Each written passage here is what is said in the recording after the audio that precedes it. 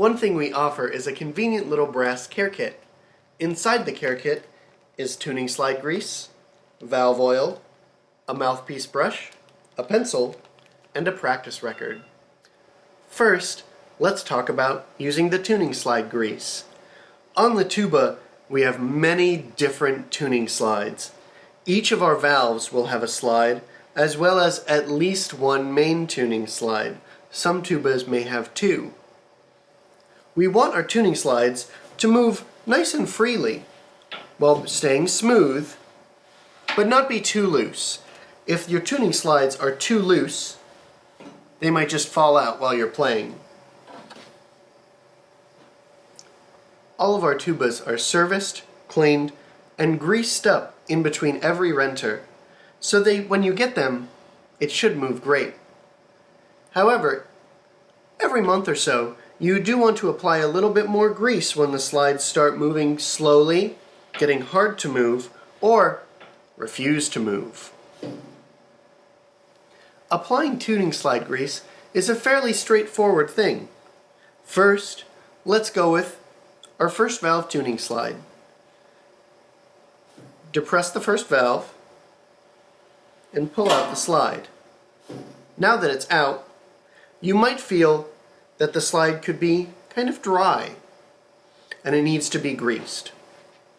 What we do is open the tuning slide grease, get a little bit on your finger,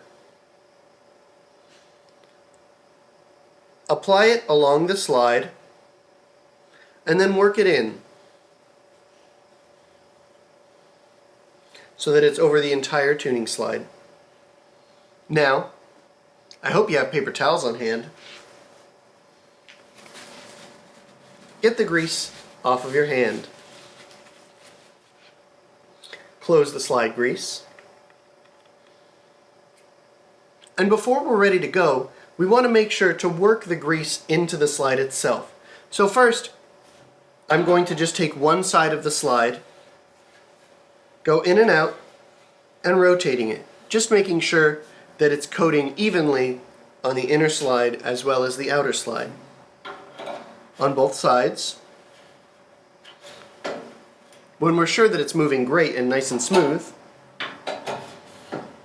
put it back in. If you have a tuba with piston valves, such as this one of the things in our brass care kit is that valve oil. This is intended for piston valves. When the valves of your tuba start to become noisy, slow down, or stick, it's really time to oil them. With the tuba, our valves are in two separate parts, and if you look into the casing itself, you'll notice that there's a spring inside. You can leave the spring inside for now. Take your valve oil, open it, and apply liberally.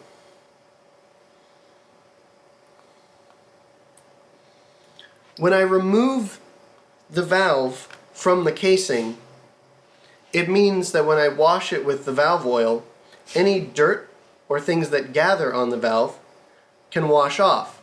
If you leave it inside the casing, all of the dirt just stays inside the casing. Before we put it back in, it's important to watch and find where that spring is. Because the valve and spring of tubas are in two separate parts, we have to make sure that the spring is in the correct place before we put our valve back in. You want the spring to be centered in the valve. There should be a little ridge that it fits nicely into. Before we put the valve in, let's take a look at some things. You should notice that on the top of your valve is a valve guide. There will be one prominent point sticking out, and that would line up with a groove in the valve casing. Before we insert the valve all the way, take it and spin it around some. Go up and down. We want the oil to be over the entire valve and valve casing and applied evenly. When we're ready, make sure that that guide is sitting into the groove. You should feel a little bump. You can go ahead, screw it into place. If you have a rotary valve tuba rather than piston, you can ask for our French horn care kit, which comes with rotor oil instead of valve oil. With a rotary tuba, there are many more moving parts involved than with a piston tuba. And when, despite your best efforts at oiling, it's still noisy, you can try bearing and linkage oil. With this, you simply apply a single drop in all of the parts that move. We oil all of these moving parts to ensure that all of the places of rotation are smooth.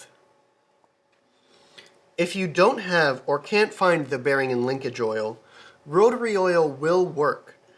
Applying it to all of these moving parts, while the oil is a little bit thinner than the bearing and linkage oil, it will still get the job done. The backs of the rotary valves also need to be lubricated. All you have to do is unscrew this back cap. Once it's off, apply a drop of oil right in the middle and a couple around. Screw back on.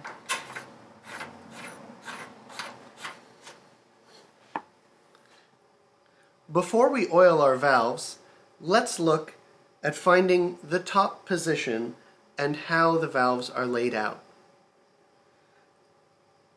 Vertically, this is the highest point at which I pour oil. When I pour oil down here, with the valves not depressed, it would just go straight down through these tubes.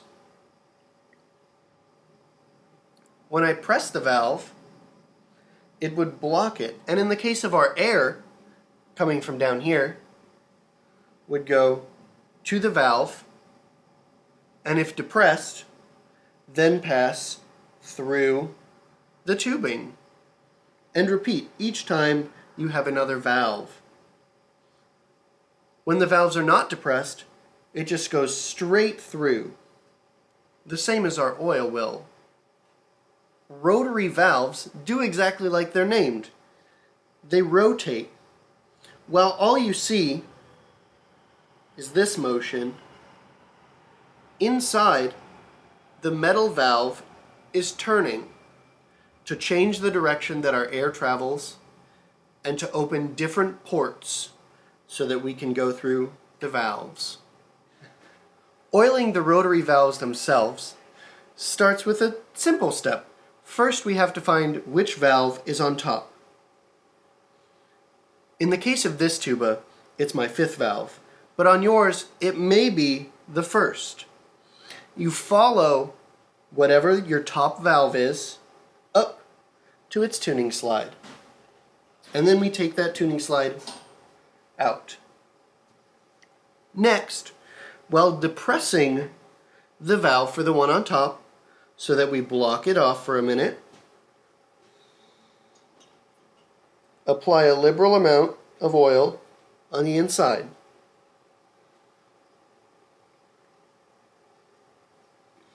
Now, we've stopped all of the oil right here, and it can't go anywhere.